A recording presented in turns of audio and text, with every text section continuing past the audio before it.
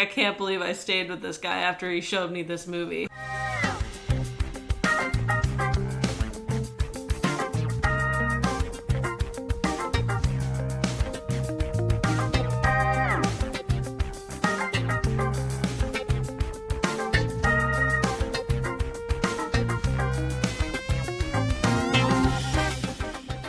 Welcome to the Two Older Pure Gold Movie Podcast. In today's episode, we're discussing the 1985 sword and sandal film, Ladyhawke. The format of our podcast, two Gen Xers rewatch beloved movies from our youth to find out, are they really as good as we remember? To help us debate and ultimately pass judgment, we ask our millennial co-host to watch these movies for the first time and help us determine, are they too old or pure gold? I'm your host, Olen Vanderleeden, representing Gen X. Joining me today is my Gen X co-host, Matthew Stockton. Hello, everybody. Representing the millennials, we have musician Clef Seeley. Hello. And I'm excited to have Clef on this episode because there is some music controversy. And representing Ladyhawks everywhere, we have Gen Z Nicole. Hi. Wow, that's enthusiastic. Woo! And before we get into this episode, just a reminder, we need your support to grow this podcast, so please remember to like, follow, subscribe, and maybe tell a friend. Today's movie is the 1985 romantic comedy. I'm not sure that's correct. No. Today's movie is the 1985 adventure movie, Ladyhawke. Ladyhawke stars... Romantic adventure movie. Romantic adventure. Today's movie is the 1985 romantic adventure movie, Ladyhawke. Ladyhawke stars Matthew Broderick, Michelle Pfeiffer, and one of my personal favorite actors, Rutger Hauer. And it's not just because he's Dutch. The film was directed by Richard Donner. Richard Donner is best known, I think, for the original Superman movie in 1978. And he had a solid career after this movie with titles including The Goonies, Lethal Weapon, and Scrooged. The tagline from the movie poster is very, very long. A crafty young pickpocket stole his way out of a tyrant's dungeon and plunged into an adventure beyond even his own wildest imagination. And the strangest notion of all is that he was about to become a hero. I mean, when it's that long, is it a tagline? No. And that's the summary of the movie as well. But go on. Oof. Yeah. IMDb describes the film as the thief Gaston escapes the dungeon of medieval Aquila through the latrine. Soldiers are about to kill him when Navarre saves him. Navarre, traveling with his spirited hawk, plans to kill the Bishop of Aquila with the help of Gaston. Actually, the film description is shorter than the tagline. Wow. But for those of you that have not seen the movie, I asked my 93-year-old dad to watch Ladyhawke and summarize the plot. So, my first question was, why is the movie title written as one word? Well, probably it was that the main character, Lady Isabeau d'Anjou, was turned into a hawk. Ladyhawke, not Ladyhawke, but Ladyhawke. Back in the 14th century, beautiful Lady Isabeau and her handsome captain Navarre were lovers. They were cursed by the jealous, wicked Bishop of Aquila. The curse turned the captain into a wolf by night and the lady into a hawk by day. So, except for twilight, they could never be together, but up comes the good thief, Philippe Gaston. Well, Philippe meets the desperate Captain Navarre, and he learns about his sad situation. After that, Philippe finds a drunken monk named Imperius. Now, Imperius tells the lovers that to break the curse, they must confront the bishop together as humans. Unfortunately, this is only possible when it's neither night nor day. But the monk knows about a solar eclipse, so they use it. And after some saber rattling, the bishop is dead, the curse is lifted, the lovers are happily united, and even the good thief and the monk seem to have found happiness. And this I wish to all of you the same. You guys go crazy with his taglines now. Yeah, he's got a style. I mean, he does speak French, so. He does. Speaks French amongst other languages. So maybe, should I tell my story with this movie first and why I picked this title? Sure. Okay, so this title has been on my mind for many, many years because I remembered seeing it in the theater, and I absolutely loved it in the theater. And then 10 or 11 years later, I was on my first weekend away with a lovely lady that I was very interested in. Nice quiet weekend away, and saw this on the shelf and said, this movie is excellent. We have to watch this together. And we watched it together, and I really felt like I put that relationship at risk. but she looked at me questioning my taste, and I remembered it as being embarrassingly bad at the time. But I'm going to say I rewatched it this last week, and you know what? I kind of think it's just a nice, fun story, harmless. Like, there's no Oscars here, but I didn't feel like I wasted my time, and I actually enjoyed the film. So maybe it wasn't so bad, but what did you guys think of this? Well, so first of all, I mean, I can see why you would choose this as a date movie. I could understand that process going through your mind, and that was a poor choice for a date movie. It's not a date movie, but yeah, I think I'm kind of on the same page as you. I wasn't like offended by it. It wasn't a comedy, but I did find it kind of like funny, unintentionally funny sometimes, and intentionally funny at other times. I can't wait to hear. The movie, the music is really great in it. The acting is really great in it. I don't know if any of you guys had this experience, but I couldn't shake the feeling that the movie was Ferris Bueller's Day Off medieval. Okay. That is the best description I've ever heard Well, of this also movie. because Matthew Broderick is talking to God. And like in some ways throughout the film, he's talking to the author of the script. And the script writer is like doing things to him. Ferris Bueller's Medieval Day Off. Yeah. Wow. That was the thing that I couldn't quite shake from the movie. Like it felt like that to me. It had that tone to me because of that, you know, because of that whole John Hughes era. But yeah, no, I mean, it wasn't an offensive movie. I went and made some tea at one point in the movie for like 5 minutes. I was away from it. And I must have missed something crucial because at no point in the movie did I make the connection that he was the wolf and she was the hawk and they were together. And that was like the symmetry. And I thought that was really cool symmetry. But I didn't pick up on it until maybe 2/3 in. Nicole, this very movie puts your existence at risk. You know that, right? Mm-hmm. What did you think of this film? That's hilarious. It's a fact. I think it was a good concept, but I think it didn't do a great job. Okay. I think it was kind of awkward and clunky, and I think Just like me. the good bones Just of the like story, me on that date. the good bones of the story were hindered by Matthew Broderick and his character. Oh, you didn't like Matthew? No. I think this story would have been better if they cut out that character completely. Really? Oh, interesting. So it's just a hawk. Just a hawk.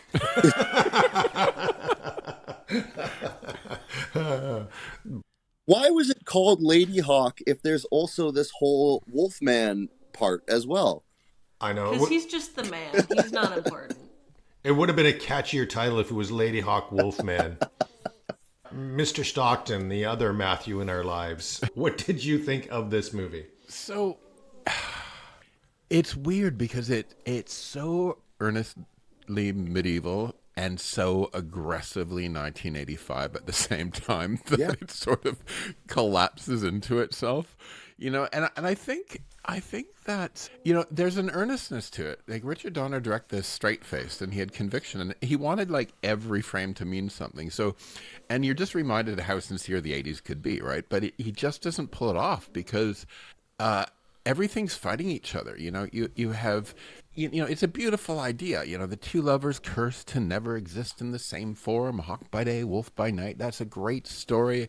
You know, Donner tries to turn this ache into this visual poetry, but then the film keeps tripping over itself because it's like part fairy tale, part rock opera, part buddy comedy. Right, so the tone of the film never actually achieves a balance, and like I said, it's charming in how earnestly it reaches for it, but it just doesn't pull it off. And I actually think Matthew Broderick sort of carried this. You know, Michelle Pfeiffer just, you know, she was gorgeous. She looked like, you know, moonlight made human. Right, she was great. I think both of them did a good job, but it just kept collapsing under its own weight. That's the Yeah, thing. I don't disagree with any of you. I think you all captured this nicely. I will shout out though. I think Rutger Hauer's acting is tremendous. You know, he didn't really reveal his angst or his pain in a very direct way. I just thought it was very good. Obviously, there's problems with the film. Let's get into it. And right off the top, Clef, since we're lucky to have you on this episode, I did want to ask you about the music. And I can tell you up front that the biggest complaint about this movie, when doing the research, in general, the biggest complaint is the music. And people say that having modern music in this film has really ruined it. But I'm with you. I really liked the music. I thought it was cool. This is by the way, Alan Parsons did the music for this. Cool. The studio wanted a traditional orchestral soundtrack to it, and Donner said, like, no, I'm going to do modern synth with lasers. And we do know that this is kind of a modern theme. Like, you take a show like Peaky Blinders, which is a period piece, and they put modern, almost heavy metal music in the soundtrack, and it works. And I think it's really cool. But Clef, would love your thoughts. Sure. I mean, yeah, music changes the tone of a lot of things. Music plays a huge role because it changes the way that you feel the beats. It changes the way that you feel the rhythm of the, like in a medieval soundtrack, I would think that you would add more medieval sounds if you wanted to kind of create the sense that you were inside of a medieval story. But in some ways, this movie was fantasy. Like, there was nothing about it that tried to, like, right from the get-go, right from the opening scene where Matthew Broderick's character is running away and he's talking to God and like looking for these like ways to escape and like is in this kind of like constant chase out. And it's like he's just like a common thief and whatever. I had all these questions about the logic of what was happening, but then like very quickly it's like the music made me go like, oh no, just like you're just supposed to feel the feeling of that story, that archetypical story, and you just see it on this backdrop of the medieval kind of the setting. And I mean, that's cool. It's not really my thing. It's not what I would choose personally, but it works. And the music for me, like the one thing I was thinking is like, this is a really cool soundtrack. Oh, this part really goes hard. But like, you could take this soundtrack away from this movie and you could put it on other movies and use it in other places and it would work as well. Like, it's a very, Maybe they did from the money they probably lost. I mean, it would be stupid not to. Like, it's great music. Like, it's very intentionally written music. You can tell. Yeah, I mean, and Alan Parsons was great, right? I think the choice for him, it was big, brave, but it was completely wrong, right? Like every sword swing lands on like a drum fill, right? And it's not so much as distracting. It kind of reminded me that fantasy in the 80s couldn't resist its own gadgets, right? It's just sort of like, it's this new sound, so we gotta use it. I actually think proper orchestral music would have done a lot to fix this film. Did you guys notice that there were even laser sounds in this? Every now and then they threw in a pew pew pew, which I howled when that happened. I don't know. I thought it was there fun. were moments where I laughed out loud because I went, "Come on!" Like I would go, "Like, 'cause it's so stupid," right? Yeah, I think that I agree that it would be interesting to hear this film with like orchestral. Yeah, I mean, that's not to say the music was bad. It was just badly placed, right? It was. I mean, it was completely out of place, but somehow I thought that was interesting. And I find it hard to say it ruined the movie, which is what a lot of the common, narrative is about this. Right. Next thing I want to bring up is the curse. I actually thought this was a pretty clever curse. Okay, well, it was giving Swan Lake vibes to me. It was basically Swan Lake. Swan Lake? Yeah, she's cursed to be a swan during the day. Can't be with the prince. So I thought hawk and wolf were a pretty good combination, but I also wondered what other animals would have worked, and I have a pitch for you guys. What if we remade this with a panda and a dolphin? Then they really can't be together. Because dolphins are very smart. You're hilarious. See, it wouldn't have worked if it was a wolf and a chicken. He would have just ate her on the first night. Mm-hmm. I mean, she's not an animal at the same time. Okay, so there was a line that he had where he said, "I'm a wolf and she's a hawk. We're destined to like mate for life." Yeah, I remember that. He said the line, and I was like very perplexed because I was like, okay, like not literally, obviously, but like the contrast, right? And so I asked ChatGPT. I was like, could a wolf and a hawk mate for life? And it said yes, like wolves and hawks could like live in the same space, like in the same environment, and they could like, you know, they could be predators to the same prey. And I was like, this is very like, it's trying to just like fill the space like wolf and hawk. Well, you see, the problem is that you misheard the line. Because he didn't say, because she's a hawk and I'm a wolf, we're destined to be together. He said, you know, wolves and hawks both mate for life. Like, the animals themselves Like are penguins. both monogamous creatures.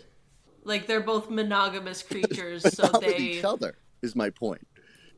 Yeah, No, not with each other. He wasn't saying with each other. He was just saying, like, they're both creatures that pick one love and stick with it. That's what I'm doing for her. A penguin would have worked just as good. Wolf and a I guess a penguin. penguin would have worked. Yeah. A dolphin and a penguin, you know? Yeah. Matthew, quick question for you. What's a better hawk name, Ladyhawk or Mike Hawk? Mike Hawk. I just wanted Matthew to say that for my cold open. You know, Ladyhawke's not a very creative name for this movie. No. Or maybe not. relevant to the, you know, to the story or anything. Yeah, really just the fact that there is a hawk that's also a lady. And that's just half of the element of the whole kind of thing. Yeah. So this was, I don't know why, I'm not very drawn to medieval times, but Matthew, do you remember at this time when this came out that medieval movies were very popular? Yes. We had Excalibur, Flesh and Blood, Princess Bride, Willow, Dragon Slayer, Krull, Beastmaster, Clef, Beastmaster, Holy Grail. I mean, it wasn't really my genre. Is that a genre you enjoyed, Matthew? Yeah, some of that's good, right? It's you know, I like fantasy. But going back to what we were talking about earlier about Swan Lake, you know, this sort of, you know, two people who love who could never meet is like, it's actually in classic storytelling and literature everywhere. It's kind of like Tristan and Isolde. It's kind of like Cupid and Psyche. It's Swan Lake. It's sort of the whole day-night theme, right? So he's taken that from stories that have been told for thousands of years. Yeah, I thought, even though not new, I thought the underlying premise and the execution of that was pretty good in this, even though there were other flaws.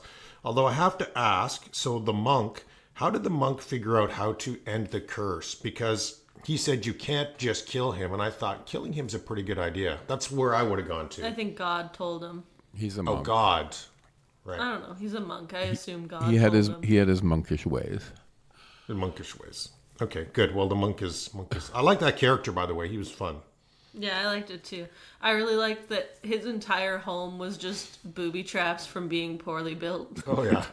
That was fun. Like, he had to actively avoid not hurting himself walking around his home. Home Alone by mistake, right? Yeah, accidental home alone. I like that too. Very, very cool. Okay, so my next question is, do you think the bishop was really that evil? Yes. Yeah. Yeah, easy answer. Okay. Next question. Next question. Why are all monks drunk? Because they make wine. Yes. Wow. You guys are just rattling these Could off. you avoid chugging wine all day if you spent your days making wine? They were the earliest makers of wine. I could not. There you go. I would be drunk and making booby traps all the time. You'd be a good monk. I'd be a good monk. Okay, well, rolling into best parts, if you guys are okay with that. So I'm going to say it again. For me, the music was really fun. I particularly liked the laser sounds. So even though it's a common criticism of the film, I liked it. I definitely think having a family sword. When I watched this, I reflected that we do not have a family sword, and I think that's a miss. It is Yeah, I was a really mess. thinking about how dangerous swords are while watching this movie. But think about how cool they are. Don't you have like family nunchucks? I do have family nunchucks. There That's you a go. good point. You gotta put gemstones in them so that they can pass down through generations. Yeah, Clef, when I look at those medieval swords, I always wonder how you can fight anybody with them because they're so heavy. They must be hard to swing. But also yet very easy to throw, like harpoons. That's true. Yeah, it's true. Did Yeah. notice that. So, I mean, like, as far as the sword play went, and as far as the sets went, and as far as the backdrop went, I mean, the mountains, like, and the rivers, oh my God, like, the sets. I really thought that it was, like, a very well-made movie. Like, this was, like, a clearly... They were trying to do, like, a lot of stuff with the footage, but then there was also stuff where, like I then think about, like, when she goes over the side of the castle tower, and then she turns into a hawk, and it's like... That was cool. It was cool, but it was like, it seemed very like, no, yeah, I don't know. It was like using the footage that they had kind of thing. Like it wasn't, I don't know. The green screen in that scene was awful. Yeah, there was a lot of like tricks that you just kind of see through now. That's true. That's true. Interesting. I had for best parts having a hawk girlfriend. Now I know there'd be some downsides, but it's a pretty cool story. Like it's something to talk about at a party. Yeah, but you'd never get laid because she's hawk at you guys are day and night. Yeah. You can't meet. But you have a better know, deal there because you're in the daytime and you've got this hawk that you get to hang out with, but at night she's got to hang out with a wolf at night. Like that's... Yeah, really, at the end when she was like, when they were all excited to see each other again and like excited that the curse was broken, if I were her, I would be more excited that I finally got to see daylight again. Like, she's been living in darkness for God knows how long. But Wouldn't you be more excited to be like, finally, sunshine, vitamin D, I'm not going to wither away anymore? it's a good point. Matthew, can I get a judgment on Rutger Hauer's acting or Rutger Hauer as an actor? No, he's a good actor. Come on. Yeah. Absolutely. I love him. I love him, but I didn't know if it was just me. No, he's good. Touch bias. All right. One of my favorite parts, even though I didn't like Philippe, I did enjoy when he climbed a trellis to escape guards, and then they were all just like poking their swords through the trellis. He's like, calm down. That was good. And, I did like the ending when him and the monk were hugging. I thought that was kind of a nice moment, too. Mm-hmm. It was a good ending. You remind me, though, in worst parts, I did not have escaping through a latrine. I should have put that on worst parts. Mm-hmm. That would be disgusting, especially a medieval one. Any other best parts before I transition us? Yeah, I like the transformations because they were done kind of more with light and suggestion versus effects. And I think the cathedral finale was good. And Mouse's dialogue with God, sort of, those little monologues sort of give the movie a bit of pulse of humility. I don't know. Yeah. I kind of like those. Yeah. You see, that makes my best parts feel really shallow. Okay. Which was horseshoes to the face and bear trap to the face. No, those can be best parts as well. Yeah, this movie did have little moments where you'd go like, whoa, what the? I just had a thought, though. Like, he must be looking for his pants all the time, right?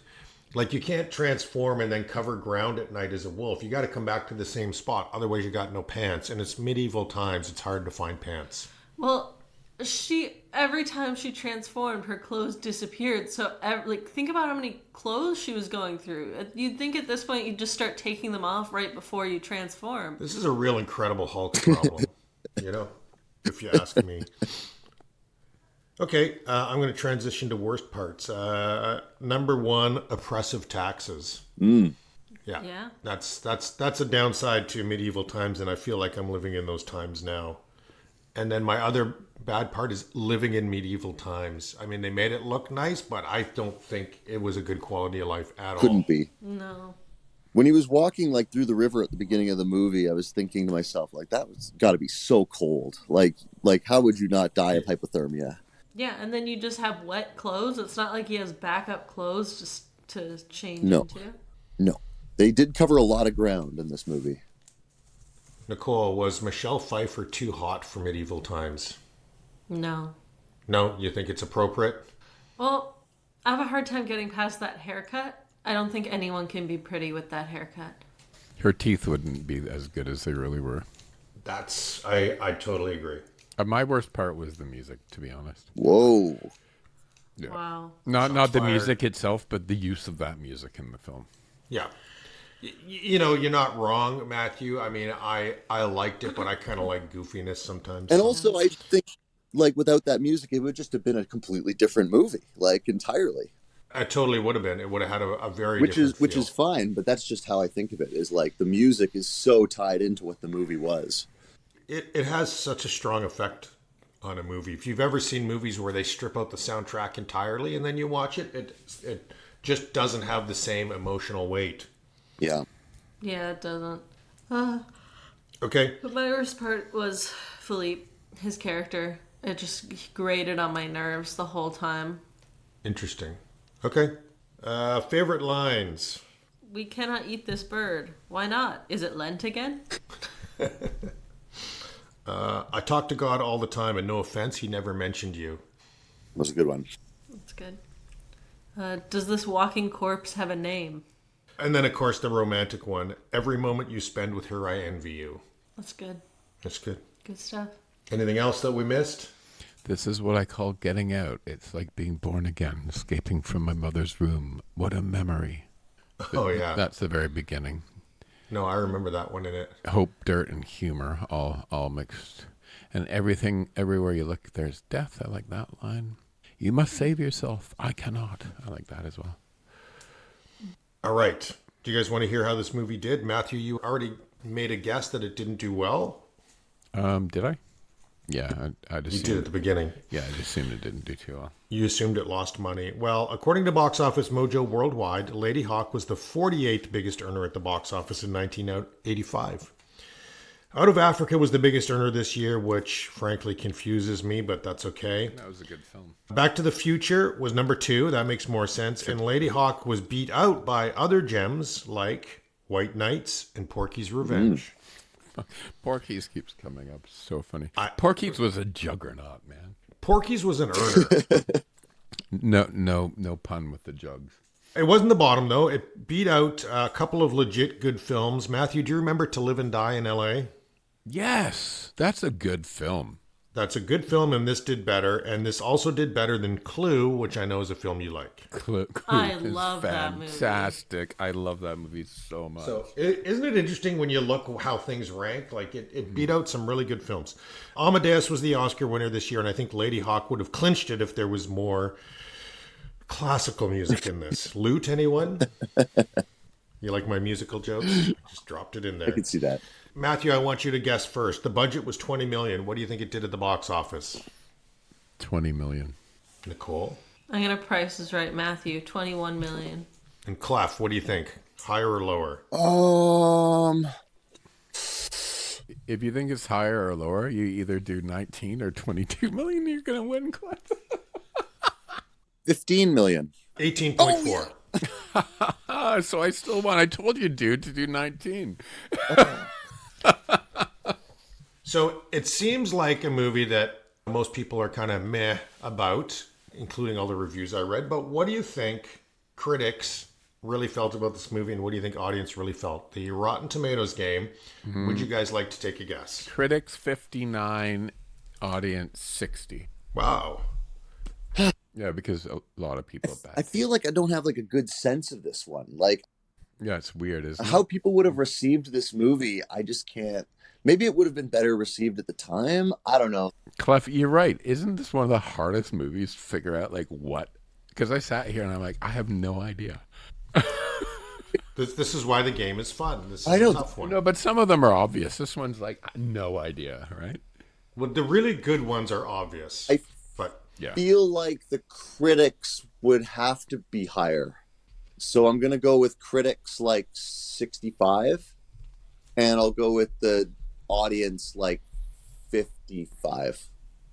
Interesting. Why did you say critics would be higher on this one? I also think critics It's would got be the higher. beats of a movie. Okay.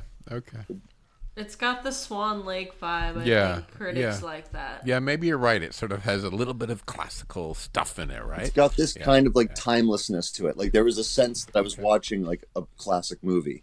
Yeah, you're probably right. really interesting. Okay, Nicole. I think you both went too high. I think like 40 and 20. Okay. I think it was a failure. Okay, this is mind-blowing. I'm really surprised, Clef and Matthew, that you went so high on the critics, but critics 68, Jesus. 68% of critics liked this movie, and 74% of the audience that watched this movie said this is good, get out and see it. 74. Or So, you guys, the score is amazing. Nicole, we all know lowest score wins. Nicole, you had an 82. I'm sorry you did not win this week. That's rough. Matthew, you had a 23, and you're usually the man to beat. Clef, 22. not bad. Boom! Woo! High five. You guys, and you were off on the audience. High five. All the points you lost were on the audience side. Like, you guys got the critics, and I don't understand it because I would have thought critics would have hammered Well, now this. that I think of it, maybe the audience would be more, since it's like such a genre-specific movie, maybe the people who are getting out and watching this movie are more people like kind of looking for this kind of thing. Like maybe it didn't reach as much of a wide audience. Yeah. But like as far as the critics go, yeah, that kind of makes sense to me. I think it's skewed because if I looked up this movie before I watched it and saw those scores, I'd be like, oh, I'm in for a good movie. And then I would have watched it and been sorely disappointed. I know. And this is a contemporaneous rating. Like, it's everybody from 1985 till today. But I really think most of the reviews probably came in closer when the movie came out, not today. Yeah. Okay, a little bit of trivia for you guys. So Rutger Hauer was a last-minute casting choice. He replaced Kurt Russell, who dropped out shortly before filming Would've been started. good. He would have been good. I think it's better with Rutger Hauer. Yeah, I me think too. he did well. And I think he has more of the medieval vibe. Yeah. I agree. And he just, that quiet acting that he does is really impactful. Nicole, I forgot to ask you, how was the hawk acting in this movie? That was a well-trained hawk. Okay, well, I'll tell you, the name of the hawk is Spike, and he had his SAG card and worked for Universal until he retired in the year 2000, Wow. and he died in the year 2007. So he was a prolific actor, that hawk. Did he die of a drug overdose? Yeah, he was hanging out with John That's his Belushi. good retirement years. Mick Jagger was considered for Bishop. Sean Penn and Dustin Hoffman were considered for the role of Gaston. Sure, wait. I just am processing that. Did you say Mick Jagger? Was considered for Bishop, yeah. That's crazy. In some ways, I can see that. I can too. It would have Yeah. been cool. And then the last bit, the scene at the end in which Navarro embraces and holds Isabeau over his head while spinning her around was Rutger Hauer's idea, thinking it would bring more emotion to the scene. Richard Donner liked the idea, but to keep it real, neither of them warned Michelle Pfeiffer. So the reaction is genuine. That's cute. Okay, woke or joke, I've got one for you guys. You think mixed marriages between wolves and hawks? People should be allowed to. Oh, but they're animals. I can't really think of anything else. I mean, it's just a... Well, I think, in terms of, Pfeiffer's Isabeau, she's not a prop. She is like the film's emotional anchor, right? And the men sort of orbit her. So I think that's kind of cool. Yeah, any problems I would have had were intentional for the time, like the bishop treating her like property. Like, he was supposed to be an awful person. So. Yeah. Okay, well, however you guys felt about this movie, I promise you there's others who liked it more or less than you. And for this movie, there were a massive 37 10-star reviews out of 237 total reviews. Maybe that's not massive. Barb starts us off. This has been one of my favorite movies since it first came out. It's a stirring, timeless story of love, heartache, hope, and redemption. Someone named Andrea says, unlike many 80s films, this still stands up as well today as it did in 1985. Bearing in mind the low budget, this is an example of fantastic movie making, and Hollywood would do well to take note. Someone called Kelly Nicole says, for the men, there's Michelle Pfeiffer. For the women, there's Rutger Hauer, strong, handsome hunk. For comedic relief, Matthew Broderick, bad guys, the Bishop and Caesar. There's magic, swords, horses, castle, a prison, beautiful landscapes. Why don't they make these movies anymore? And I do like a good fantasy film. I do. Yeah, me too. I'm looking forward to doing Legend. That was an interesting film. One more 10-star review. This is my favorite. A, Matthew Broderick movie. B, Michelle Pfeiffer movie. C, Rutger Hauer movie. D, fantasy movie. E, ensemble cast movie. And F, redemption tale. Wow. Wow. Hit all the markers for Chirumpa. Custom tailored movie for Chirumpa. Okay, well, let's hear from people who liked it less. There were actually only 5 people who gave it this a 1-star review compared to the 37 10-star reviews. That's surprising. And And they start us right off. Someone called Illogic says, this would have been a good movie if it wasn't for the bad music. It kind of kills the mood of the movie to hear a disco fever song in the middle of a medieval movie that's trying to be serious. It's not disco fever, but There's never a bad time for disco fever songs, just for the record. If it was true disco, it probably would have been better. Yeah. Oh my God. Yeah, we should have put him on roller skates too. The next one. This movie could have been directed by a broken record. Broderick says "Milady." Hauer screams at the sky. Pfeiffer looks startled. Bad guy looks menacing. Shot of a wolf here. Shot of a hawk there. Repeat. It sounds like any typical movie, though, doesn't it? Yeah. Next one. Rutger Hauer was wearing a tunic to presumably hide what must have been his hideous weight gain since Blade Runner, because he's got almost no athletic ability here. Wow, that is hurtful. Body shaming seems bastard. That's mean. That's mean. Yeah, some of the 1-star reviews get pretty mean. Okay, let's It go also to. has nothing to do with the movie. It's true. It's true. That's just saying I don't like fat people. Exactly. That Like, doesn't have anything there's to no do with reason the movie, for though. his character not to be fat, right? Like it has. You're right. It has nothing to do with the movie. It's more of a Rutger Hauer review, to be honest. And he also looked great. Okay, Siskel and Ebert. So 68% of critics like this movie. These guys are critics. Do you think they like it? These guys are critics. How critical. Sorry, that just sounded really funny to me. Well, I will just let you know. Siskel said that the movie was a fine film and quite special, specifically praising the photography, direction, and writing. His only complaint was that Matthew Broderick contemporary 1980s style wisecracks felt out of place in the medieval setting. There you go, Nicole. I agree. You are a Siskel. I'm a professional. Ebert said the movie was fun, stylish, and successfully avoids the typical predictability of the sword and sorcery genre. Unlike Siskel, he found Broderick's performance fitting and very funny within the context of the story. Boo. Two thumbs up. Can you believe it? These snobs. I'm Egbert. Yeah. Okay, so does this movie deserve a remake or sequel? You know, I wouldn't mind seeing it redone.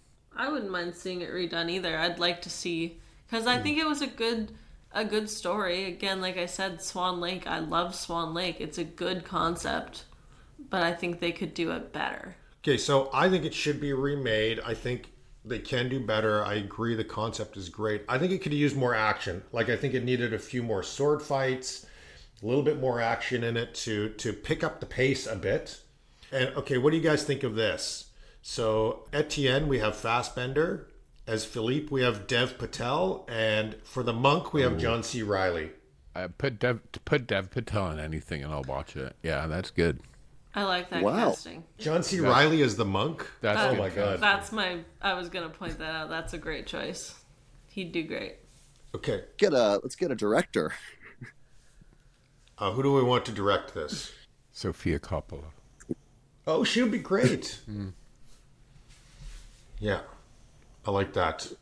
Okay, we are at the end of this podcast, and I appreciate you guys doing this film with me because it's got a weird place in my nostalgia brain. And I'm glad I watched it again because it wasn't as bad as I remembered in the moment. But is it too old or pure gold? It's too old. But I want to see it redone. Yeah. This movie's too old.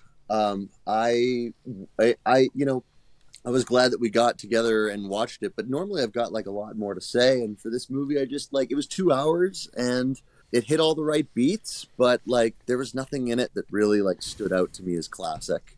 Except for the lasers. It's fair assessment. Nicole. It's a good case study in like what can happen if you take good music and you put it on a good movie and they don't match. Yeah. Yeah, great point. Yeah, it's too old. Definitely a too old. So for me, I'm going to give it a pure gold. I don't disagree with any of you, but this is a very personal film for me. And Nicole, you exist as a result of it. So I exist despite it. you exist despite it. Thank you. That's probably the right way to put it. Because Mom told me this story before you did, and her view was much worse. Oh, dear. She was like, I can't believe I stayed with this guy after he showed me this movie. Well, now I got my cold open. Thanks, guys. Thanks, Clef. Always nice to see you. Great to see you guys.